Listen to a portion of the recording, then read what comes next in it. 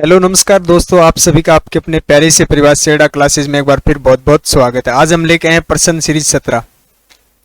देखिए उससे पहले बात कर लेते हैं, कल एएमसी सेंटर जो था, एएमसी सेंटर आर्मी का जो रिलेशन भर्ती का जो था, कल रिजल्ट जारी हुआ था और उसमें सिर्फ एनए के थे। लखनऊ सेंटर था, तो लखनऊ रैली जो थी उसका पहले रिजल्ट आ चुका था और सेंटर का जो रिजल्ट था वो कल जारी हुआ था। बच्चों के काफी मैसेज है कल के कि सर कितने बच्चों ने परीक्षा दी और कितनी मेरिट थी। मेरिट पे हमने पहले बताया था कि जिनके 32 क्वेश्चन जिनके राइट है उनका सिलेक्शन श्योर है। और कल जो रिजल्ट आया था उसमें लगभग 178 पोस्ट थी। कितनी? 178 पोस्ट थी। यह रिलेशन भर्ती का रिजल्ट था। और बच्चों ने जो परीक्षा में जो भाग जो लिया था, शामिल जो हुए थे, वो 1050 बच्चे शामिल हुए थे। इसमें हमारे पास मैसेज आया था कि सर मेरे 42 क्वेश्चन थे, तो हो सकता है आपका जो काउंट करने में कुछ ना कुछ गलती हुई होगी। और हमारे पास 32 क्वेश्चन जिनके राइट थे उनके भी एसएमएस आए, उनके भी क्या है सिलेक्शन हुआ। तो मेरिट जो थी वो इतनी हार्ड गई थी मेरिट, क्योंकि पेपर जो था वो हार्ड था उसके लेवल से अगर देखे थे। और सीटें जो थी वो सबसे कम सीटें राजस्थान की थी, राजस्थान की और हरियाणा की सीटें थी। और सर्वाधिक जो सीटें थी वो बिहार राज्य की सीटें थी। दूसरा एसएमएस था कि सर 2023 में मेरिट, देखो 2023 की मेरिट का अभी कोई अनुमान नहीं लगा सकते, क्योंकि जो पहले जो होती थी भर्ती प्रक्रिया उसमें पहले फिजिकल होता था, फिर मेडिकल होता था, उसके बाद रिटन होता था। तो उसमें क्या है, उसके आधार पे चलती रहती थी 32 क्वेश्चन 34 इसके आसपास। लेकिन अब जो है भर्ती प्रक्रिया में क्या है काफी बदलाव कर दिया गया है। तो पहले जो है परीक्षा होगी तो उसमें कोई अनुमानित अभी तक, हाँ जब आपका एग्जाम होगा उसके लेवल को देखकर अनुमानित लगाया जा सकता है। कितने बच्चों ने इस सेंटर में परीक्षा दी थी उसके अकॉर्डिंग बता सकते, पहले कुछ पता नहीं है क्योंकि अब की बार पहले एग्जाम है। तो चलिए अपनी सीरीज को स्टार्ट करते हैं। आज का पहला क्वेश्चन है, निशान पाकिस्तान की उपाधि किस भारतीय को मिली थी। देखिए निशान पाकिस्तान की जो उपाधि जो है वो किस भारतीय को मिली थी। सबसे पहले तो ये देखिए निशान पाकिस्तान जो है यह पाकिस्तान का सर्वोच्च नागरिक पुरस्कार है। जैसे भारत का सर्वोच्च नागरिक पुरस्कार भारत रत्न है, इसी तरीके से भारत का जो सर्वोच्च नागरिक पुरस्कार जो है वो निशान पाकिस्तान है। तो वो मोरारजी देसाई को मिला था। किसको मिला था? मोरारजी देसाई को मिला था। कब मिला था? 1990 में। कब मिला था? 1990 में। और दूसरा एक बात मुख्यतः ध्यान रखें, भारत रत्न से भी सम्मानित थे ये। भारत रत्न से भी सम्मानित थे और भारत रत्न जो है वो भी 1990 में दिया गया था। यह एकमात्र व्यक्ति थे जिन्हें दो देशों का सर्वोच्च नागरिक पुरस्कार प्राप्त हुआ था। क्या थे? एकमात्र व्यक्ति थे जिन्हों को दो देशों का सर्वोच्च नागरिक सम्मान पुरस्कार जो प्राप्त हुआ था। दूसरा, ये भारत के प्रधानमंत्री पद पर भी थे। भारत के प्रधानमंत्री पद पर भी इन्होंने कार्यकाल किया है। और उसके बाद जो है इनका जो कार्यकाल जो था वो 1977 से लेकर 1989 तक इनका कार्यकाल रहा। 77 से लेकर 1989 तक इसका कार्यकाल रहा था। मुख्य बात यह ध्यान रखें, मोरारजी देसाई जो थे वह एकमात्र और पहले भारतीय प्रधानमंत्री थे जिन्होंने अपने पद का त्याग किया था, अपने पद से क्या है इस्तीफा दिया था। क्लियर है? इनको जो निशान पाकिस्तान जो है वो सर्वोच्च नागरिक पुरस्कार कब दिया गया था? 1990 में दिया गया था। और भारत रत्न से भी यह सम्मानित थे। भारत रत्न जो है वो 1990 में ही दिया गया था। और यह भारत के प्रधानमंत्री पद पर भी कार्य कर चुके हैं 1977 से लेकर 1989 तक। और यह भारत के पहले ऐसे प्रधानमंत्री जिन्होंने अपने पद का त्याग किया था। और यह भारत के ये भी ध्यान के चौथे प्रधानमंत्री थे। कौन से क्रम के प्रधानमंत्री थे? चौथे क्रम के यह प्रधानमंत्री थे। चलिए क्वेश्चन नंबर 2, 2014 विश्व कप फुटबॉल टूर्नामेंट कहां आयोजित किया गया। देखिए 2014 में जो विश्व कप फुटबॉल कप जो हुआ था, जिसको फीफा वर्ल्ड कप बोलते हैं, फीफा विश्व कप जो है वो इसी को बोलते हैं। तो ये 2014 में कहां आयोजित हुआ था? तो ये 2014 में जो है ब्राजील देश में आयोजित हुआ था। कहां हुआ था? ब्राजील देश में आयोजित हुआ था। एक बात यह भी ध्यान रखिए, 2018 में कहां आयोजित हुआ था? तो 2018 में जो है यह रूस देश में आयोजित हुआ था। कहां हुआ था? रूस देश में आयोजित हुआ था। और उसके बाद यह प्रत्येक 4 वर्ष के बाद होता है। तो उसके बाद 4 वर्ष बाद 2022 में जो आयोजित हुआ था वो हुआ था कतर में। कहाँ हुआ था? कतर में आयोजित हुआ था। यह प्रत्येक 4 वर्ष बाद खेला जाता है। दूसरा, फीफा वर्ल्ड कप जो है इसकी शुरुआत कब हुई थी? एक शुरुआत पूछी जाती है, तो इसकी जो शुरुआत जो है वो हुई थी 1930 में। कब हुई थी? 1930 में हुई थी। 1930 के बाद ये प्रत्येक 4 वर्ष में खेला जाता है। अब क्वेश्चन एक और आता है कि सर्वाधिक फीफा वर्ल्ड कप जीतने वाला देश, सर्वाधिक जीतने वाला जो देश है, अधिक बार जो विजेता जो रहा है फीफा वर्ल्ड कप का, वो कौन सा देश था? वो भी ब्राजील देश था। कौन सा था? ब्राजील देश था। कितने बार विजेता हुआ था? 5 बार। कितने बार ये नहीं पूछा जाता है कितने बार, लेकिन ये ध्यान रखिए 5 बार विजेता हुआ। सर्वाधिक विजेता जो है वो ब्राजील देश हुआ था, और इसका 2014 में यहाँ आयोजित हुआ था, और 2018 में रूस के अंदर खेला गया, और 2022 में कतर के अंदर खेला गया। और इसकी शुरुआत जो है वो 1930 में की गई थी, और यह प्रत्येक 4 वर्ष बाद खेला जाता है। क्वेश्चन नंबर 3, पृथ्वी को 2 बराबर भागों में बांटने वाली काल्पनिक रेखा का नाम बताओ। देखिए पृथ्वी को 2 बराबर भागों में बांटने वाली, ये देखिए ये हमारा गोलार्ध है, ये वो काल्पनिक रेखा है 0 डिग्री। कौन सी है? 0 डिग्री या भूमध्य रेखा या विषुवत रेखा भी कहते हैं। क्या कहते हैं? विषुवत रेखा। विषुवत रेखा, ये हमारा उत्तर हो गया। ये 0 डिग्री देशांतर रेखा है। कौन सी? देशांतर रेखा है। ये हमारा उत्तर हो गया, ये हमारा पूर्व हो गया, ये दक्षिण और ये पश्चिम हो गया। तो जो पूर्व से पश्चिम की ओर जो रेखा है, जिसे काल्पनिक रेखा कहते हैं, या 0 डिग्री अक्षांश रेखा भी बोल सकते हैं, या विषुवत रेखा या भूमध्य रेखा जो है, वो पृथ्वी को कितने भागों में बांटती है? 2 भागों में। देखिए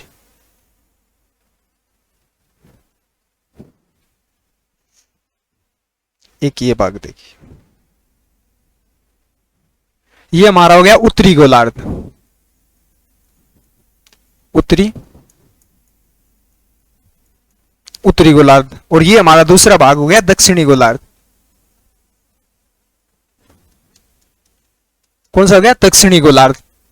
तो 2 बराबर भागों में बांटने वाली कौन सी रेखा है? विषुवत रेखा भी मिल सकता है, और 0 डिग्री अक्षांश रेखा या भूमध्य रेखा। अब देखिए अक्षांश रेखाओं पे बात करते हैं। सबसे पहले अक्षांश रेखाएं जो है इस तरह से खींची जाती हैं। अक्षांश रेखाएं जो होती है वो पृथ्वी पर स्थिति को दर्शाती है। किसको दर्शाती है? स्थिति को दर्शाती है। और जो देशांतर जो रेखाएं होती है वो तिथि रेखाएं या मानक समय रेखाएं जो बोला जाता है, वो कौन सी? देशांतर रेखाएं होती है। अक्षांश रेखाएं जो होती है किसी स्थान की क्या है? स्थिति को दर्शाती है। सबसे महत्वपूर्ण पूछा जाता है इनकी संख्या। तो उत्तर से देखिए, उत्तर से उत्तरी गोलार्ध में जो संख्या है वो है 89। कितनी है? 89। और दक्षिणी गोलार्ध में यहां से जो संख्या है, इसको छोड़ के, भूमध्य रेखा को छोड़ के, इससे जो नीचे की जो रेखा है उससे काउंट की जाएगी, तो वो रेखा है कितनी है? 89। और एक इसको काउंट करेंगे हम 0 डिग्री भूमध्य रेखा, ये हमेशा काउंट होती है। तो टोटल कितनी होगी? टोटल होगी 189। टोटल जो अक्षांश रेखाओं की जो संख्या है वो कितनी है? 189। अब बात करते हैं देशांतर रेखाओं। देखिए देशांतर रेखाएं इस तरीके से खींची जाती है। देशांतर रेखाएं क्या दर्शाती है? ये समय या तिथि को दर्शाती है। और अक्षांश रेखाएं जो है वो क्या दर्शाती है? किसी स्थान की स्थिति को दर्शाती है। देखिए इस तरीके से खींची जाती है। और अक्षांश रेखाएं की अगर संख्या की हम बात करें पश्चिमी गोलार्ध में, कौन सा? ये पश्चिमी गोलार्ध है। तो पश्चिमी गोलार्ध में जो है 180। कितनी है? 180। और पूर्वी गोलार्ध में भी कितनी है? प्लस 180। तो टोटल जो देशांतर रेखाओं की जो संख्या है वो 360 है। कितनी है? 360 है। मुख्य जो क्वेश्चन पूछा जाता है वो पूछा जाता है कि एक देशांतर से दूसरे देशांतर को पार करने में कितना समय लगता है, या एक देशांतर के बीच का जो अंतराल जो समय होता है वो कितना लगता है एक देशांतर से दूसरे देशांतर? तो 4 मिनट का है। कितना? 4 मिनट का अंतराल होता है, समय लगता है। तो क्लियर है। और दूसरा ये ध्यान रखें, भारत की जो स्थिति है, भारत जो है वो यहां स्थित है, तो इसको हम बोल सकते हैं क्या, उत्तर पूर्वी गोलार्ध। क्या बोलेंगे, उत्तर पूर्वी। तो भारत जो है वो उत्तर पूर्वी गोलार्ध में है। अगर ऑप्शन में मिले उत्तरी गोलार्ध या पूर्वी गोलार्ध, उत्तरी दिशा अगर दी हो तो उत्तरी दिशा मानेंगे। क्या मानेंगे, उत्तरी दिशा मानेंगे। और इसको बोलते हैं पूर्व दक्षिण, और इसको दक्षिण पश्चिम, और इसको उत्तर पूर्व। तो कली रेन की संख्या होगी कितनी, 360 जो होती है वो देशांतर रेखाएं होती है। अक्षांश रेखाएं जो होती है वो 189 होती है। अक्षांश रेखाएं किसी स्थान की स्थिति को दर्शाती है, और देशांतर जो रेखाएं होती है वो तिथि या समय होता है। मानक समय रेखाएं भी इनको बोलते हैं। चलिए क्वेश्चन नंबर 4, पेनाल्टी कॉर्नर शब्द किस खेल से संबंधित। देखिए यहाँ पेनाल्टी कॉर्नर दिया हुआ है, तो पेनाल्टी कॉर्नर का जो संबंध जो है वो किस से है, सेफ जोन जिसको बोलते हैं, वो हॉकी खेल से है। किससे है, हॉकी खेल से है। एक पूछा जाता है penalty kick, penalty kick, penalty kick खेल शब्द का जो प्रयोग है वो किस खेल में किया जाता है, तो वो फुटबॉल खेल में किया जाता है। किस में किया जाता है, फुटबॉल में। पेनाल्टी किक और पेनाल्टी कॉर्नर अलग अलग है। पेनाल्टी कॉर्नर जो है ये सेफ जोन होता है हॉकी का, जो क्या है हॉकी खेल में यूज होता है, प्रयोग किया जाता है। और फुटबॉल में जो है वो पेनाल्टी किक का प्रयोग। अगला क्वेश्चन, क्वेश्चन नंबर 5, लोकसभा में शून्यकाल कितने समय का होता है। देखिए शून्यकाल जो होता है लोकसभा में वो कितने समय का होता है, तो शून्यकाल जो है वो आप सबको पता ही है 1 घंटे का होता है। कितना होता है, 1 घंटे का होता है। यह निर्धारित किया गया है, संविधान में इसका कोई उल्लेख नहीं है कि शून्यकाल जो है वो 1 घंटे का होगा, कितने समय तक होगा, तो इसका संविधान में कोई उल्लेख नहीं है। दूसरा क्वेश्चन जो पूछा जाता है, एक तो ये पूछा जाता है कि लोकसभा का शून्यकाल कितना होता है, एक समय पूछा जाता है। समय जो है ये 12 से 1 बजे का जो समय होता है ये शून्यकाल का होता है। फिर तीसरा जो क्वेश्चन ज्यादातर जो पूछा जाता है वो ये पूछा जाता है, प्रश्न काल जो है वो किस काल के बाद शुरू होता है, प्रारंभ होता है। तो प्रश्न काल के बाद जो समय होता है वो किसका होता है, शून्यकाल का समय होता है। प्रश्न काल के बाद का जो काल होता है वो कौन सा होता है, शून्यकाल होता है। समय कितना, 1 घंटे का होता है, 12 से 1 बजे तक। चलिए क्वेश्चन नंबर 6, पूर्व से पश्चिम की ओर बहने वाली नदियां कौन सी है। देखिए पूर्व से पश्चिम की ओर बहने वाली जो नदियां हैं जो अरब सागर में अपना जल गिराती है वो कौन सी है, तो गोदावरी जो है ये पूर्व से पश्चिम बहती है, और कावेरी जो है यह भी पूर्व से पश्चिम की ओर बहती है।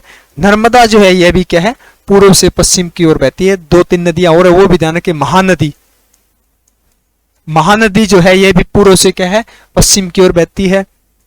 एक ताप्ती, ताप्ती जो नदी है यह भी पूर्व से पश्चिम की ओर बहती है। और एक कृष्णा नदी, यह भी क्या है, पूर्व से पश्चिम की ओर बहती है। मुख्य बात यह ध्यान रखिए पूर्व से पश्चिम की ओर बहने वाली जो नदियां हैं वो अपना जल जो है वो अरब सागर में गिराती है। कहां गिराती है, अरब सागर में। और एक मुख्य मोस्ट इंपोर्टेंट क्वेश्चन जो पूछा जाता है वो ये ध्यान रखें कि अरब सागर में गिरने वाली जो नदियां हैं, अरब सागर में जितनी भी नदियां जो है जो अपना जल जो गिराती है वो डेल्टा का निर्माण नहीं करती, एक भी डेल्टा का निर्माण नहीं करती। अरब सागर में गिराने वाली नदियां एक भी डेल्टा का क्या है, निर्माण नहीं करती, एक भी डेल्टा नहीं बनाती। क्वेश्चन नंबर 7, गिरवन कहां स्थित है। गिरवन जो है वो कहां स्थित है, गिरवन जो है वो गुजरात राज्य में स्थित है। कहां स्थित है, गुजरात राज्य में स्थित है। और गिरवन जो है ये एशिया का सबसे बड़ा अभ्यारण्य है, सिंह अभ्यारण्य है। क्या अभ्यारण्य है, सिंह अभ्यारण्य, सिंह यानी शेर अभ्यारण्य, सिंह अभ्यारण्य। क्वेश्चन जो पूछा जाता है वो ये पूछा जाता है कि सबसे बड़ा, एशिया का सबसे बड़ा सिंह अभ्यारण्य कौन सा है, तो वो कौन सा है, गिरवन है। कहां स्थित है, गुजरात में। यहाँ सर्वाधिक जो है एशियाई शेर पाए जाते हैं। ज्यादातर क्वेश्चन जो है यही पूछा जाता है कि एशियाई शेर कहाँ पाए जाते हैं, तो एशियाई शेर जो है वो गिरवन अभ्यारण्य में पाए जाते हैं। किस में पाए जाते हैं, गिरवन अभ्यारण्य में पाए जाते हैं।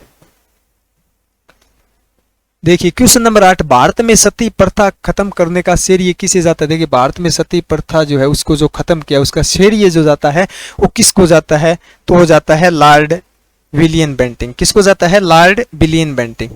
एक ऑप्शन और मिलता है इसमें, यहाँ पे वो देखिए राजा राम मोहन राय, राजा राम। आर्मी के ज्यादातर एग्जाम में राजा राम मोहन राय ऑप्शन में मिलता है। तो देखिए जो सती प्रथा जो थी उसको खत्म किया गया था 1929 में। कब किया गया था? 1929 में से खत्म किया गया था। और 1928 में इस पर विचार विमर्श किया गया था। इसको हटाने के लिए प्रक्रिया जो चालू की गई थी, इस पे विचार जो किए गए थे वो 1928 में किए गए थे। और 1928 में इस विचार विमर्श में सबसे ज्यादा जो लॉर्ड विलियम बेंटिंग का जो सहयोग जो मिला था वो राजा राम मोहन राय का मिला था। किसका? राजा राम मोहन राय का। अगर ऑप्शन में लॉर्ड विलियम बेंटिंग नहीं है तो राइट आंसर राजा राम मोहन राय होगा, अन्यथा क्या है?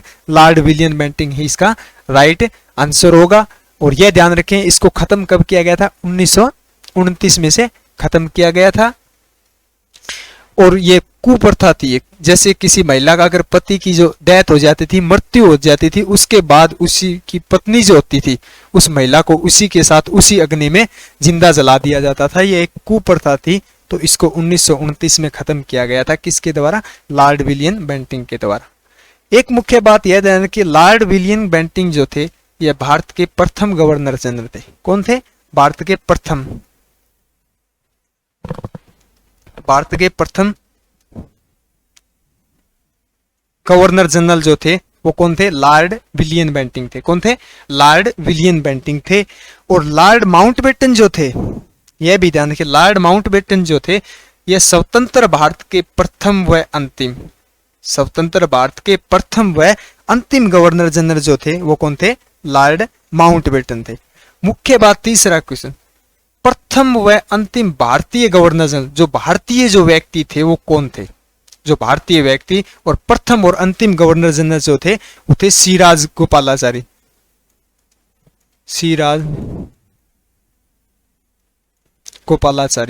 कौन थे? सिराज गोपालाचारी। इनका पूरा नाम था चक्रवर्ती राजगोपालाचारी जो थे। ये प्रथम भारतीय व्यक्ति, प्रथम व अंतिम भारतीय व्यक्ति जो थे, जो गवर्नर जनरल जो थे वो सिराज गोपालाचारी थे। और स्वतंत्र भारत के जो प्रथम गवर्नर जनरल थे वो लॉर्ड माउंटबेटन। और प्रथम भारतीय गवर्नर जनरल जो थे वो कौन थे? लॉर्ड विलियम बेंटिंग थे। क्वेश्चन नंबर 9, गोल गुम्बज कहाँ स्थित है? गोल गुम्बज जो है वो कहाँ स्थित है? तो वो कर्नाटक राज्य में स्थित है। कहाँ स्थित है? कर्नाटक राज्य में स्थित है। ज्यादातर इसका जिला दिया होता है तो कर्नाटक राज्य में बीजापुर जिले में। कहाँ स्थित है? बीजापुर जिले में। जिला ऑप्शन में ज्यादातर जिला देता है, राज्य नहीं पूछता। तो कहाँ स्थित है? बीजापुर जिले में स्थित है। यह एक मकबरा है। क्या है? मकबरा, या इसको मस्जिद कह सकते हैं। क्या है? मकबरा है। और किसका मकबरा है? तो ये आदिल शाह का मकबरा है। आदिल शाह। किसका मकबरा है? आदिल शाह का। मुख्य बात यह ध्यान रखें, आदिल शाह जो था एक आदिल शाही वंश भी था। क्या था? आदिल शाही। और आदिल शाही वंश की राजधानी भी पूछी जाती है। तो आदिल शाही की वंश की जो राजधानी थी वो भी क्या थी? बीजापुर थी। क्या थी? बीजापुर जो थी वो आदिल शाही वंश की राजधानी थी, बीजापुर, कर्नाटक। और ये आदिल शाह का मकबरा कहाँ स्थित है? तो वो बीजापुर, कर्नाटक में। कौन सा? गोल गुम्बज। गोल गुम्बज जो है ये एक मकबरा है आदिल शाह का। क्वेश्चन नंबर 10, सिंधु घाटी सभ्यता का बंदरगाह कौन सा था? देखिए एकमात्र बंदरगाह था सिंधु घाटी सभ्यता में। वो कौन सा बंदरगाह था? तो वो लोथल बंदरगाह था। कौन सा था? लोथल बंदरगाह था। कहाँ स्थित है लोथल बंदरगाह? गुजरात में। कहाँ स्थित है? गुजरात राज्य में स्थित है। और लोथल बंदरगाह जो है इसको कब खोजा गया? तो इसको खोज जो है, खोज भी पूछी जाती है इसकी। तो खोज जो है वो 1954 में हुई थी। कब हुई थी? 1954 में हुई थी। लेकिन एक क्वेश्चन कंफ्यूजन करता है, ऑप्शन में 1954 नहीं 1955, 1958 इस तरीके से एक पेपर में ऑप्शन थे। तो देखिए 1955 दिया हुआ था उसमें राइट आंसर। 1955 में जो इसकी क्या है? खुदाई प्रारंभ हुई थी। क्या हुई थी? खुदाई प्रारंभ हुई थी। खोज जो हुई थी, स्थल की जो खोज हुई थी वो कब हुई थी? 1954 में हुई थी। खोजकर्ता कौन थे इसके? खोजकर्ता जो थे इसके वो थे रंगनाथ राव द्वारा। कब खोज किया गया? 1954 में इसका खोज किया गया था। एक इसकी नदी भी पूछी जाती है, कि किस नदी के तट पर स्थित है, किस नदी के किनारे स्थित है, तो है साबरमती। साबरमती नदी के तट पर स्थित है। तो कलियर है, इसकी खोज कब हुई? 1954 में हुई थी। खोजकर्ता कौन थे? रंगनाथ राव थे। और नदी किस नदी के तट पर स्थित है? तो है साबरमती नदी के तट पर स्थित है। एक इसका अवशेष भी ध्यान रखिए, मुख्यतः अवशेष जो है, अवशेष जो मिला था, अवशेष जो यहां से प्राप्त हुए थे वो क्या हुए थे? मुख्यतः चावल की खेती का, चावल की खेती के जो अवशेष जो प्राप्त हुए वो कहां से प्राप्त हुए थे? लोथल, गुजरात से प्राप्त हुए थे।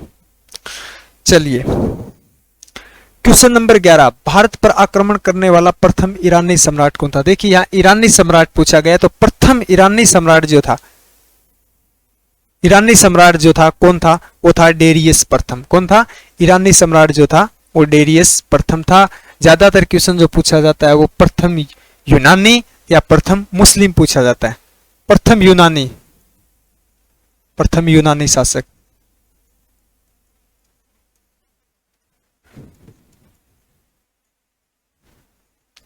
प्रथम यूनानी शासक कौन था?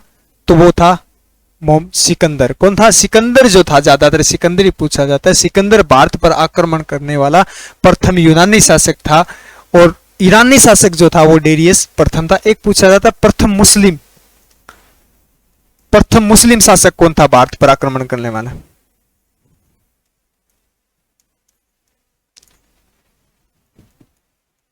प्रथम मुस्लिम शासक जो है वो कौन था? वो था मोहम्मद बिन कसीम। कौन था? मोहम्मद बिन कसीम जो था वो भारत पर प्रथम मुस्लिम आक्रमणी था। प्रथम मुस्लिम जो था जिसने भारत पर आक्रमण किया। प्रथम यूनानी जो था वो कौन था? सिकंदर था। और ईरानी जो था वो डेरियस प्रथम था। अब बात आती है सर्वाधिक पूछा जाता है, सर्वाधिक आक्रमण जो है वो भारत पर किसने किए थे? तो सर्वाधिक आक्रमण जो है वो मोहम्मद गजनवी द्वारा किए गए थे। किस द्वारा? मोहम्मद गजनवी द्वारा किए गए थे। कितनी बार किया गया? ज्यादातर क्वेश्चन यही पूछा जाता है कि कितने बार किया गया, तो 17 बार आक्रमण किया गया था। कब किया गया था? कितनी बार? 17 बार आक्रमण किया गया था। सर्वाधिक एक सोमनाथ मंदिर का क्वेश्चन पूछा जाता है कि सोमनाथ मंदिर पर आक्रमण किसने किया, या सोमनाथ मंदिर को किसके द्वारा लूटा गया? तो सोमनाथ मंदिर को भी किसने लूटा था? मोहम्मद गजनवी ने लूटा था। सोमनाथ मंदिर पर आक्रमण करने वाले व्यक्ति जो थे वो कौन थे? मोहम्मद गजनवी थे। चलिए क्वेश्चन नंबर 12, गंगा एवं ब्रह्मपुत्र की संयुक्त धारा को किस नाम से जाना जाता है? गंगा और ब्रह्मपुत्र की जो संयुक्त जो जल धारा जो है उसको किस नाम से जाना जाता है? तो उसको मेघना नाम से जाना जाता है। किस नाम से? मेघना नाम से जाना जाता है। क्वेश्चन नंबर 13, गोवा को किस वर्ष पुर्तगालियों से मुक्त करवाया गया? देखिए गोवा को जो है पुर्तगालियों से कब मुक्त करवाया गया? आप सबको पता है कि भारत जो है वो अंग्रेजों के, भारत जो है हमें जो आजादी जो मिली अंग्रेजों द्वारा वो 1947 में मिली थी। उसके 14 वर्ष बाद, कितने? 14 वर्ष बाद तक भी क्या है, गोवा जो है वो पुर्तगालियों का क्या था? गुलाम था। तो उसको 1761 में उसे क्या किया गया था? आजाद करवाया गया था। ये भारत का सबसे लंबा समय तक जो गुलाम रहने वाला जो राज्य था वो गोवा था। कब स्वतंत्र हुआ था? 1761 में। और 1961 है ये, 1761 नहीं है। तो आजादी जो कब मिली थी? 1947 में। कब मिली थी? 1947 में। और गोवा को कब आजाद करवाया गया था? 1961 में। चलिए क्वेश्चन नंबर 14, संयुक्त राष्ट्र संघ महासभा का कार्यकाल कहां स्थित है? देखिए संयुक्त राष्ट्र संघ जो है उसका कार्यालय या मुख्यालय जो है वो कहां स्थित है? तो न्यूयॉर्क अमेरिका में है। कहां स्थित है? न्यूयॉर्क अमेरिका में। न्यूयॉर्क अमेरिका में स्थित है। एक इसकी स्थापना पूछी जाती है कि इस संगठन जो गठन जो है इसकी स्थापना कब की गई? स्थापना जो है वो कब की गई थी? वो 24 अक्टूबर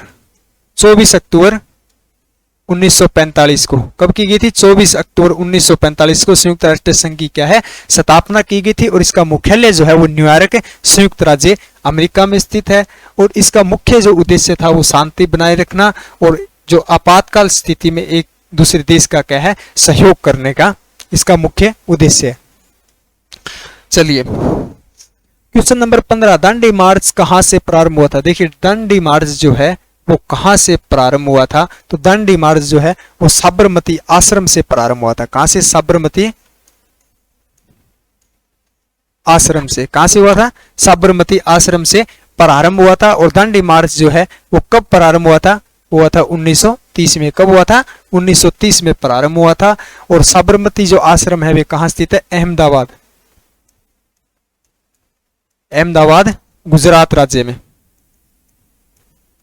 कहां स्थित है? अहमदाबाद गुजरात राज्य में यह स्थित है। और यह यात्रा जो थी, इसकी लंबाई भी पूछी जाती है, तो यात्रा जो थी यह 241 मील की यात्रा थी। और समय जो लगा था, इसमें समय भी ध्यान रखें, समय जो है वो 24 दिन का समय लगा था। कितने दिन का? 24 दिन का समय लगा था। और लंबाई जो थी वो 241 मील थी। और कहां से प्रारंभ हुई थी? साबरमती आश्रम से। और साबरमती आश्रम कहां स्थित है? अहमदाबाद गुजरात में स्थित है। और कब शुरुआत हुई थी? 1930 में हुई थी।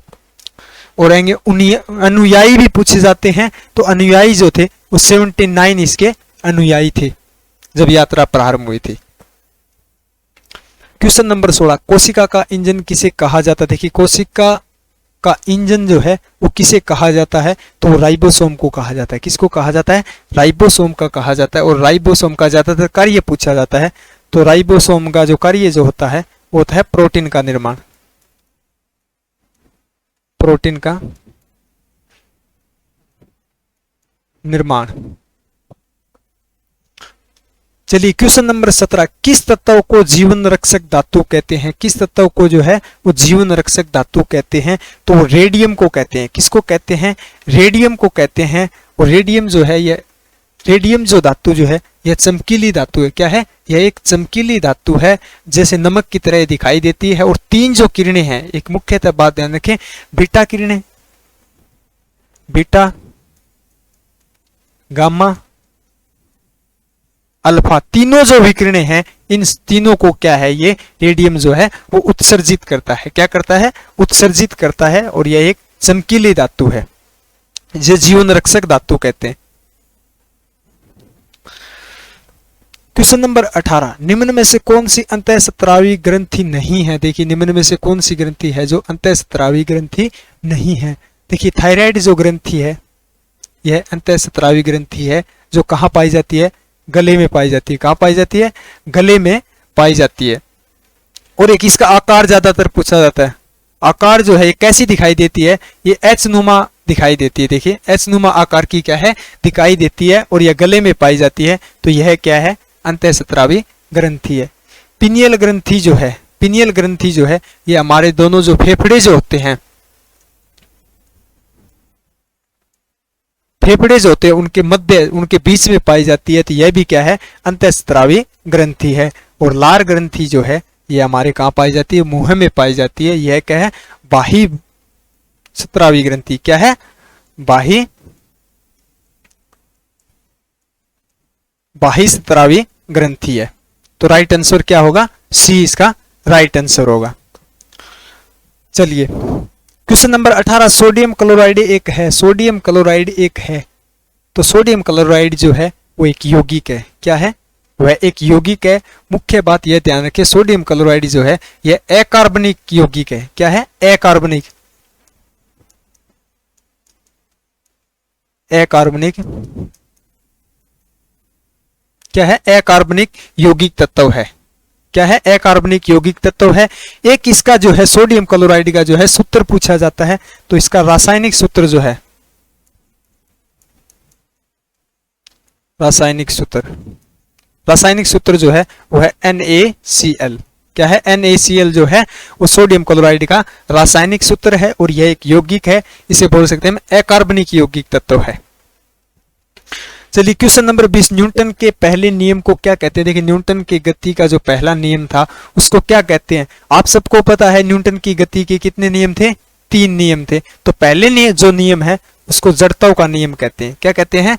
जड़त्व का नियम कहते हैं। क्या कहते हैं? जड़त्व का नियम कहते हैं पहले नियम को। और दूसरा जो नियम था वो संवेग संरक्षण का नियम था। किसका? संवेग का, संवेग का नियम है।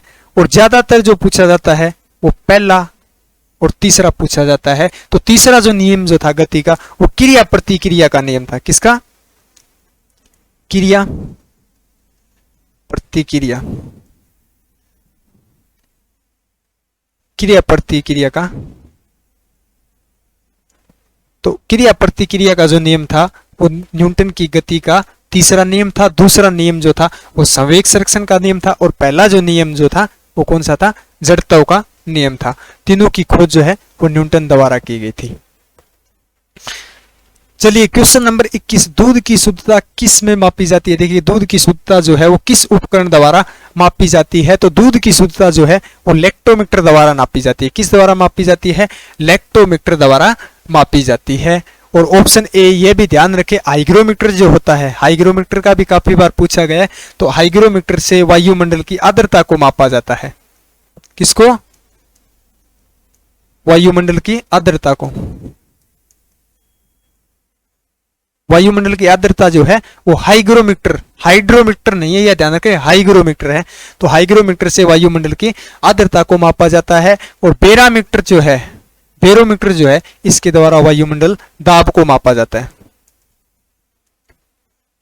वायुमंडल दाब को जो है वो किस द्वारा मापा जाता है? वो बैरोमीटर द्वारा मापा जाता है। और एक क्वेश्चन पूछा जाता है कि बैरोमीटर में क्या भरा जाता है? तो आप सबको पता है बैरोमीटर में पारा धातु भरा जाता है। और पारा जो धातु है यह एकमात्र द्रवित धातु है जो द्रव अवस्था में पाई जाती है।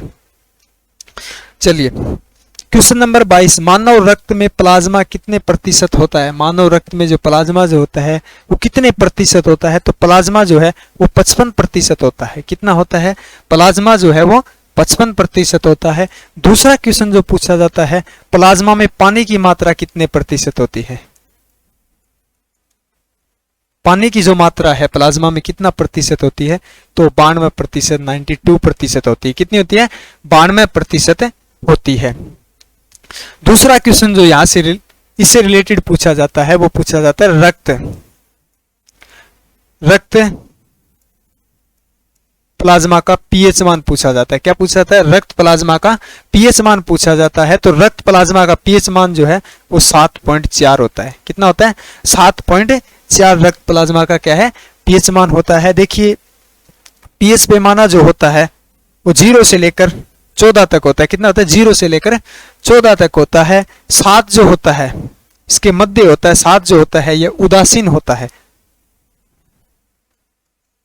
7 पीएच मान जिसका होता है वो क्या होता है? उदासीन होता है। और 7 से जो अधिक होता है, 7 से 14 की तरफ बढ़ते क्रम में जो होता है वो क्षारीय होता है। क्या होता है? क्षारीय कहते हैं। तो पीएच मान जो है रक्त प्लाज्मा का जो पीएच मान है उसको हम बोल सकते हैं कितना? हल्का क्षारीय होता है। यानी जो पीएच मान जो है वो क्या होता है? क्षारीय होता है। और 7 से जो घटते क्रम में जो होता है वो अम्लीय होता है। क्या होता है? अम्लीय होता है। तो क्लियर है। एक बात और ध्यान रखिए छोटी सी, जो प्लाज्मा जो होता है इसका रंग जो होता है वो क्या होता है? पीले रंग का होता है। कौन सा रंग होता है? पीले रंग का होता है। क्वेश्चन नंबर 23, हार्मोन का उपयोग किया जाता है। देख हार्मोन का जो उपयोग है हमारे शरीर में वो मेटाबॉलिक कार्यों के लिए किया जाता है। किसके लिए? मेटाबॉलिक कार्यों के लिए प्रयोग किया जाता है। क्वेश्चन नंबर 24, शरीर के तापमान को संतुलित कौन सी ग्रंथि करती है? देखिए जो हमारे शरीर का जो तापमान जो होता है उसको नियंत्रित कौन सी ग्रंथि करती है? संतुलित कौन सी ग्रंथि करती है? तो हाइपोथैलेमस ग्रंथि है। कौन सी है? हाइपोथैलेमस ग्रंथि जो है वह हमारे शरीर के तापमान जो होता है उसको क्या करती है? नियंत्रित करती है। और अन्य कामों में भी यह भूमिका निभाती है। यह भी ध्यान रखें हमारे शरीर में भूख प्यास जो होती है उसको नियंत्रित करने का जो कार्य होता है। देखिए भूख प्यास नींद इन सब को भी क्या है? संतुलित या नियंत्रित जो करती है वो हाइपोथैलेमस ग्रंथि करती है। और हाइपोथैलेमस ग्रंथि जो होती है वो हमारे मस्तिष्क में पाई जाती है। कहां पाई जाती है? हमारे मस्तिष्क में पाई जाती है। देखिए क्वेश्चन नंबर 25, आज का अंतिम क्वेश्चन, दबाव के बढ़ने से तरल पदार्थ का क्वथनांक पर क्या प्रभाव पड़ता है?